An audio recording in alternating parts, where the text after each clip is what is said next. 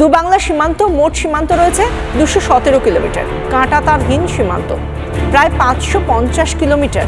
এবং এই যে 550 কিলোমিটার সীমান্ত, যেটা সূত্র মারফত জানা যাচ্ছে, সেই জায়গা থেকে এবার যদি এইখানে এই কাঁটাতার চলে আসে, যেটা দুদেশের সীমানাকে একেবারে নির্দিষ্ট করে দেবে কাঁটাতারের মধ্যে দিয়ে, তাহলে এই অনুপ্রবেশকারীদের সমস্যা হবে। বাংলাদেশের যে সমস্ত সিন্ডিকেট চলছে, বাংলাদেশের যে সমস্ত অনুপ্রবেশকারীদের দালালরা, যারা এই অনুপ্রবেশকারীদের নিয়ে এসে কাঁটাতার বিহীন যে জায়গাটা রয়েছে, যেটাকে আমরা বলে থাকি পোরাস বর্ডার, সেই বর্ডার দিয়ে যখন ঢুকিয়ে দেবে, তারপর তাদের মাধ্যমে আরও বাংলাদেশি তারা এসে কাজকর্ম করে খাবে। তারা শুধুমাত্র বাংলায় থাকবে না, বাংলাকে করিডোর করে তারা আস্তে আস্তে গোটা ভারতবর্ষে ছেয়ে যাবে।